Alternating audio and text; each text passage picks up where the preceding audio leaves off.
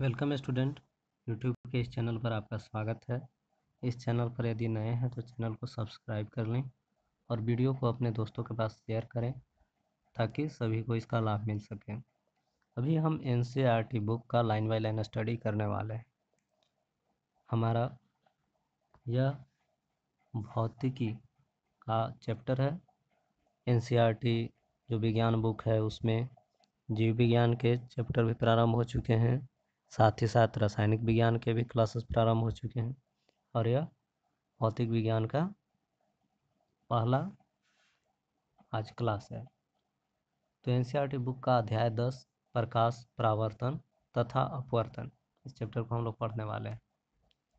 आप अपने पास NCERT book खोल लें, साथ ही साथ कॉपी और पेन लेकर बैठें ताकि कुछ आवश्यकता पड़े तो आप नोट भी कर सकें। तो चलिए प्रारंभ करते हैं। हम इस संसार में अपने चारों ओर अनेक प्रकार की वस्तुएं देखते हैं, तथापि किसी अंधेरे कमरे में हम कुछ भी देखने में असमर्थ हैं। ये होता है जब कभी भी लाइट कटा हुआ रहता है, अंधेरे कमरे होते हैं तो उसमें हम कुछ भी नहीं देख पाते हैं, जबकि जब प्रकाश मौजूद रहता है तो हमारे चारों तरफ बहुत सारी वस्तुएं दिखाई देती हैं। कमरे को प्रकाशित करने पर चीज़ें दिखाई देने लगती है। जैसे ही कमरे में अंधेरा रहता है तो कोई भी वस्तु नहीं दिखती है, जबकि जैसे ही हम लोग कमरे को प्रकाशित कर देते हैं यानी कि लाइट जला देते हैं, बल्ब वगैरह, तो फिर हमें वस्तुएं पुनः दिखने लग जाती है। वह क्या है जो वस्तुओं को दृश्यमान बनाता है? यानी कौन सी ऐसी चीज़ है जिसके कारण कोई वस्तु दिख रही है और फिर कोई वस्तु नहीं दिख रही? तो हम समझते हैं कि अगर प्रकाश मौजूद है तो दिखता है और प्रकाश नहीं मौजूद है तो नहीं दिखता है, यानी अंधेरे में कुछ भी नहीं दिख पाता है। दिन के समय सूर्य का प्रकाश वस्तुओं को देखने में हमारी सहायता करता है। दिन में सूर्य का प्रकाश होता है, रात में सूर्य का प्रकाश नहीं होता है, तो हम लोग कृत्रिम विधि से प्रकाश उत्पन्न करते हैं, बल्ब लगाते हैं, ट्यूब लाइट लगाते हैं, टॉर्च आदि का भी प्रयोग करते हैं। कोई वस्तु उस पर पड़ने वाली प्रकाश को परावर्तित करती है। कोई भी वस्तु अगर उस पर प्रकाश पड़ता है तो उस प्रकाश को वापस लौटाती भी है, तो उसको परावर्तन बोलते हैं। तो परावर्तित करती है। यह परावर्तित प्रकाश जब हमारी आँखों द्वारा ग्रहण किया जाता है तो हमें वस्तु को देखने योग्य बनाता है। यानी कोई वस्तु को देखने के लिए यह आवश्यक है कि प्रकाश हो और वह प्रकाश उस वस्तु पर टकराने के बाद फिर वहाँ से हमारी आँखों तक प्रकाश पहुँचता है। यानी प्रकाश वस्तु पर टकरने के बाद वहाँ से लौटकर हमारी आँखों तक आता है, तभी हम देख पाते हैं। हम किसी पारदर्शी माध्यम के आर पार देख सकते हैं, यानी जैसे कि चश्मा, इसमें शीशे होते हैं, शीशे के आर पार हम लोग देख पाते हैं। तो कोई वैसा वस्तु जिसके हम आर पार देख सकते हैं उसे पारदर्शी पदार्थ बोलते हैं।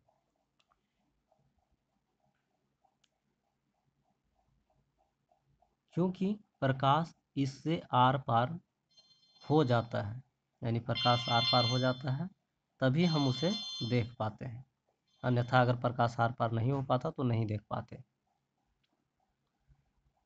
प्रकाश से संबद्ध अनेक सामान्य तथा अद्भुत परिघटनाएं, इस चैप्टर में हम लोग प्रकाश से जुड़ी हुई परिघटना देखने वाले हैं। जैसे दर्पण द्वारा प्रतिबिंब का बनना। दर्पण में हम जब अपना चेहरा देखते हैं तो वह चेहरा वास्तव में हमारा प्रतिबिंब होता है जो आईने के अंदर दिखता है। तो प्रतिबिंब का बनना। तारों का टिमटिमाना, रात में हम लोग देखते हैं अगर तारों को तो वो टिमटिमाते हुए प्रतीत होते हैं। इंद्रधनुष के सुंदर रंग, जब कभी भी बारिश होती है, बारिश खुलने के बाद अगर धूप आ जाता है तो हम देखते हैं कि इंद्रधनुष आकाश में बन जाते हैं। बड़े आकर्षक लगते हैं। किसी माध्यम द्वारा प्रकाश को मोड़ना इत्यादि। प्रकाश के गुणों का अध्ययन इसके अन्वेषण में हमारी सहायता करता है। तो प्रकाश के गुणों का हम लोग अध्ययन करेंगे। अपने चारों ओर कुछ सामान्य प्रकाशिक परिघटनाओं को देखकर हम यह निष्कर्ष निकाल सकते हैं कि प्रकाश सरल रेखाओं में गमन करता हुआ प्रतीत होता है। जैसे कुछ क्रियाकलाप कभी कभी होता है कि हम लोग सूर्य की रोशनी में आईना रखते हैं और उसका आईने को फोकसित करते हैं किसी अंधेरे क्षेत्र में, तो पता चलता है कि प्रकाश की किरण सीधा वहाँ से टकरा कर वापस आ रही है। और भी बहुत सारे परिघटनाएं हैं जिससे पता चलता है कि प्रकाश सीधा ही गति करता है।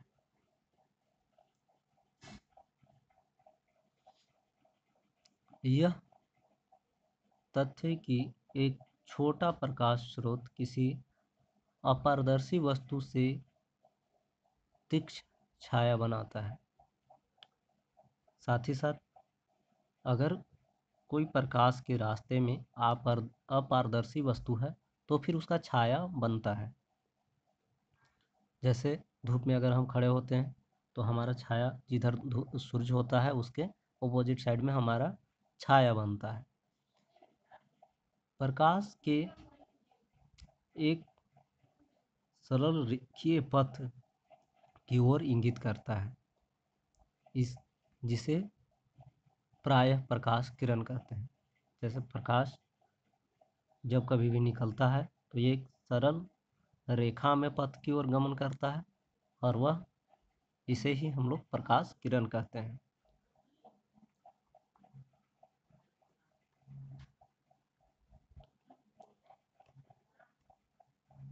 इस अध्याय में हम प्रकाश के परावर्तन तथा अपवर्तन की परिघटना का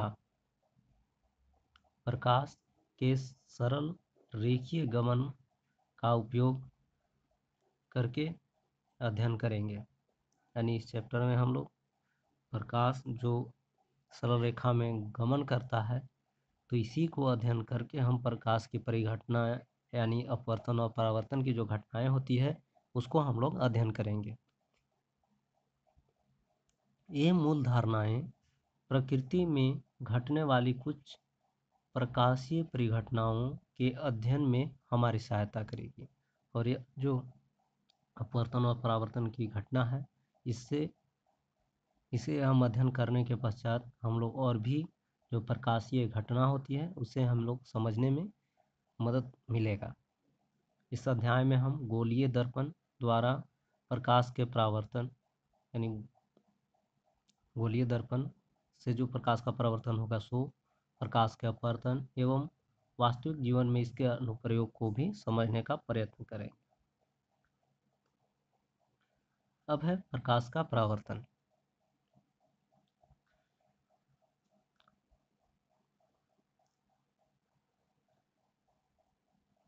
दर्पण हमने देखा है, बचपन से उपयोग करते आ रहे हैं।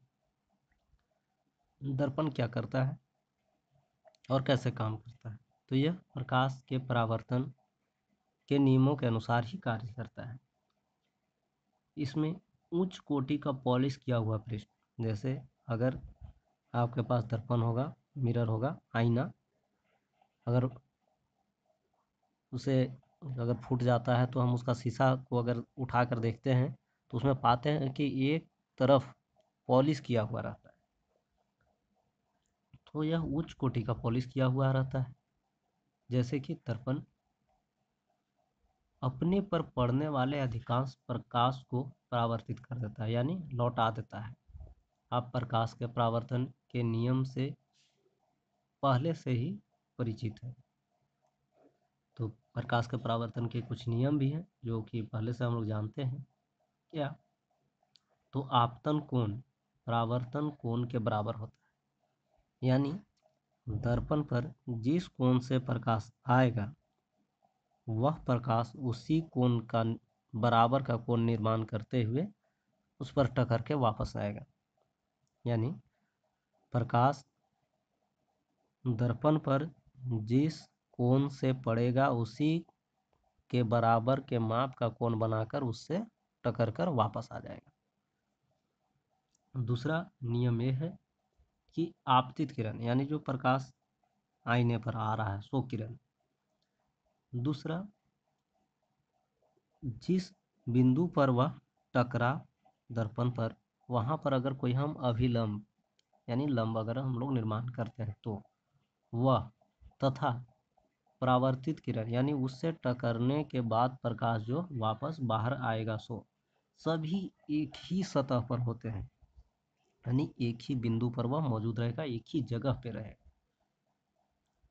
परावर्तन के ये नियम, यह जो परावर्तन का नियम है यह सभी दर्पणों पर अथवा सभी पदार्थ जो परावर्तन का कार्य करते हैं उन पर समान रूप से यह कार्य करता है। यानी सभी के लिए नियम एक ही है। परावर्तन के यह नियम गोलीय पृष्ठों सहित सभी प्रकार के परावर्तक पृष्ठ यानी सभी पर लागू होता है। आप समतल दर्पण का प्रतिबिंब के बनने से परिचित है। हम लोग बचपन से आईने में अपना चेहरा देखते आ रहे हैं, तो इससे हम लोग परिचित है। प्रतिबिंब की क्या क्या विशेषताएं हैं?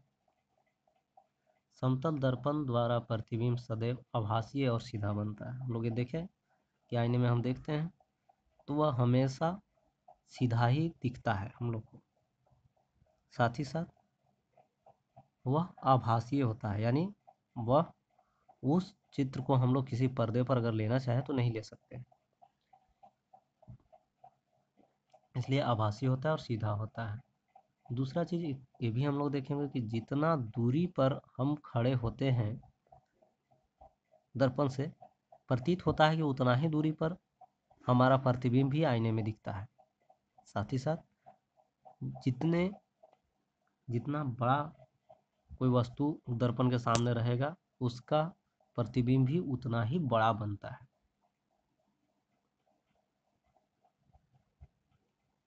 इसके अलावा एक इसमें और भी परिवर्तन आता है कि दर्पण में पार्श्व परिवर्तन हो जाता है।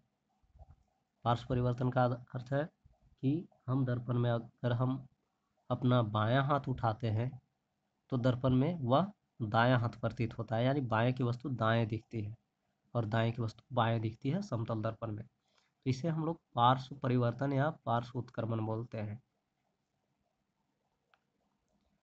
यदि पार्श्व पृष्ठ वक्रित हो तो प्रतिबिंब कैसा बनेगा? यानी ये तो हमने समतल दर्पण के बारे में जाना।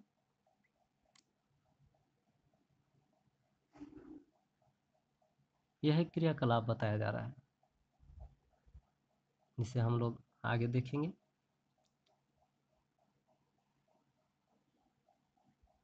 इस चैनल पर नए हैं तो चैनल को सब्सक्राइब कर लीजिए और पिछली वीडियो को भी आप लोग देखें, नोट बनाएं और इससे रिलेटेड जो भी नोट्स होंगे और प्रश्नोत्तर होंगे वो चैप्टर के अध्याय के ख़त्म होने के बाद आपको पढ़ाया जाएगा। धन्यवाद।